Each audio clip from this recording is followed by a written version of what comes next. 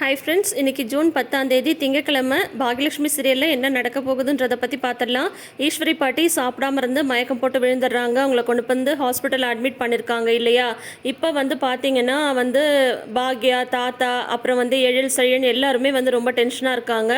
அப்புறம் டாக்டர் பார்த்துட்டு இனி பயப்படுறதுக்கு ஒன்றும் இல்லை, ஆனால் ஒரு விஷயம், வீட்டில் சுகர் பேஷண்ட்ஸ் இருந்தாங்க அப்படின்ற மாதிரி இருந்தால் அவங்களுக்கு டைமுக்கு ஃபுட் கொடுக்கணும், அவங்கள இன்னும் கொஞ்சம் கேர்ஃபுல்லாக எடுத்து பார்த்துக்கணும்.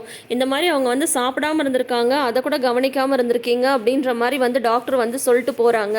ராதிகாவும் அந்த பக்கம் நின்று அதை கேட்டுட்டு தான் இருக்காங்க.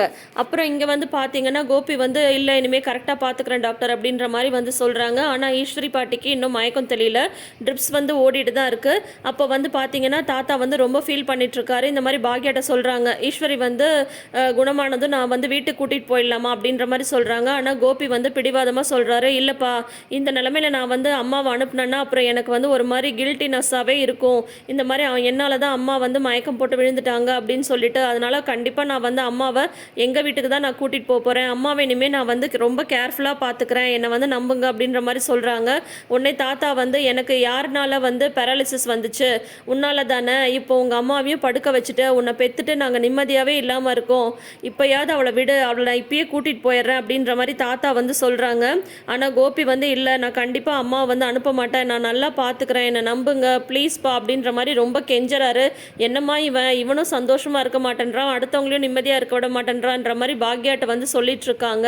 அப்போ பாக்யா சொல்கிறாங்க, மாமா இப்போ என்ன தான் நம்ம என்ன தப்பு பண்ணாலும், பசங்க தப்பு பண்ணால் நான் ஒரு அம்மாவாக அவங்க பக்கம் தானே நிற்கிறேன், எழிலாக இருந்தாலும் சரி, செழியனாக இருந்தாலும் சரி, அப்போ அத்தையும் அவங்க பக்கம் தானே நிற்கிறதுல எந்த ஒரு இதுவும் கிடையாதே அப்படின்ற மாதிரி சொல்கிறாங்க. அநேகமாக அத்தை அவங்க கூட தான் போவாங்கன்னு நானே நினைக்கிறேன் அப்படின்ற மாதிரி பாக்யா சொல்கிறாங்க. அத்தையோட விருப்பத்துக்கு மாறாக நம்ம எதுவும் செய்ய வேண்டாம் அப்படின்ற மாதிரியும் சொல்லிடுறாங்க. அத்தை நம்ம கூட வர்றதா இருந்தால் நம்ம கூட்டிகிட்டு போகலாம் அப்படின்ற மாதிரி பாக்யா சொல்லிடுறாங்க.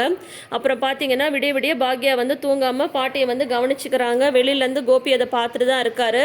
இங்கே பார்த்தீங்கன்னா எழிலையும் தாத்தாவையும் கம்பல் பண்ணி வீட்டுக்கு அனுப்பிடுறாங்க. செழியன் மட்டும் பாக்யாவுக்கு துணையாக இருக்காங்க.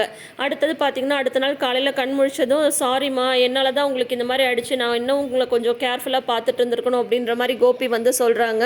உடனே நீ என்னடா பண்ணுவ, நான் சாப்பிடாம இருந்ததுக்கு நீ என்ன பண்ண முடியும், நீ கிச்சன்லேருந்து சாப்பாடு கொடுத்து தானே விட்டுருந்த அப்படின்ற மாதிரி பாட்டி சொல்கிறாங்க. அம்மா நீங்கள் என் கூடயே வந்துடுங்க அப்படின்ற மாதிரி சொல்கிறாங்க. இல்லைப்பா நான் அங்கேயே போகிறேன் அப்படின்றாங்க. இல்லைம்மா நீங்கள் இந்த நிலமையில என்னை விட்டு போயிட்டீங்கன்னா எனக்கு அது ரொம்ப குற்ற உணர்ச்சியாகவே இருக்கும், நீங்கள் என்னை நம்புங்க, நான் உங்களை நல்லா பார்த்துப்பேன், என்னை நம்பி என் கூட வாங்கம்மா அப்படின்னு ரொம்ப கெஞ்சுறாங்க. உடனே பாட்டிக்கு மனசு மாறிடுது, சரி பையன் கூடயே போயிடலாம் அப்படின்னு சொல்லிட்டு அப்புறம் தாத்தா வராங்க. வேணா ஈஸ்வரி, நான் சொன்னால் கேளு, இப்படி பிடிவாதம் பிடிக்காத, எங்கள் கூடயே வந்துடு அப்படின்னு சொல்லும்போது, இல்லைங்க அவன் ரொம்ப ஃபீல் பண்ணுறான், இந்த நிலமையில நான் அவனை விட்டு வந்தால் அவனுக்கு ரொம்ப இதாக இருக்கும், என் பையன் ரொம்ப நொடிஞ்சு போயிடுவான், நான் அவன் கூடயே போகிறேன் அப்படின்ற மாதிரி ஈஸ்வரி பாட்டி போகிறாங்க. இங்கே வீட்டில் பார்த்தீங்கன்னா ராதிகாவும் அவங்க அம்மாவும் பேசிகிட்டு இருக்காங்க. அவங்க மார்க்கெட் போயிட்டு வராங்க. அப்போ ராதிகா கடுப்பாய் உட்காந்துட்டு இருக்காங்க. ஏன் ஒரு மாதிரி இருக்குது அப்படின்னதும், இல்லை நான் தப்பு பண்ணிட்டேன்னு தோணுது அப்படின்னது. என்னது மாமியார் இங்கே கூட்டிகிட்டு வந்தது தானே அப்படின்னு கேட்கும்போது, இல்லை நான் கோபியை கல்யாணம் பண்ணதே தப்புன்னு தோணுது அப்படின்ற மாதிரி சொல்கிறாங்க. என் பாட்டிக்கு என் கேரியர், என் குழந்தைன்னு இருந்தேன், இப்போ தேவையில்லாமல் எல்லா பிரச்சனையும் வந்துருச்சு அப்படின்னா அதெல்லாம் ஒன்றும் கிடையாது, உங்கள் மாமியார் இங்கே வந்தது தான் பிரச்சனை, இப்போ அந்த அம்மாவுக்கு உடம்பு முடியாமல் போனதும் நல்லது தான், ஏன்னா இதுக்கப்புறம் அந்த அம்மா இங்கே வரமாட்டாங்க, அந்த பாசக்கார குடும்பம் பேசியே அந்த அம்மா அவங்க கூட்டிகிட்டு போயிடுவாங்க, நீ பாட்டிக்கு நீ நிம்மதியாக இரு அப்படின்ற மாதிரி இவங்க சொல்லிட்டு இருக்கும் போதே பெல் அடிக்குது. போய் இந்த கமலா கதவை திறந்து பார்க்குறாங்க. பார்த்தா ஈஸ்வரியும் கோபியும் நிற்கிறாங்க. ஈஸ்வரி வந்ததை பார்த்துட்டு கமலாவுக்கும் ராதிகாவுக்கும் அப்படியே பேயரஞ்ச மாதிரி இருக்குது. அதோட இன்னைக்கு எபிசோட முடிச்சிருக்காங்க. ஸோ இனி அடுத்து என்ன நடக்க போகுதுன்றதை வெயிட் பண்ணி பார்த்து தெரிஞ்சுக்கலாம். தொடர்ந்து வீடியோஸ்க்கு நம்ம சேனலை சப்ஸ்கிரைப் பண்ணிக்கோங்க. நோட்டிஃபிகேஷன் பெல் ஐக்கானில் ஆல் சிம்பிள் கிளிக் பண்ணிக்கோங்க. தேங்க்யூ.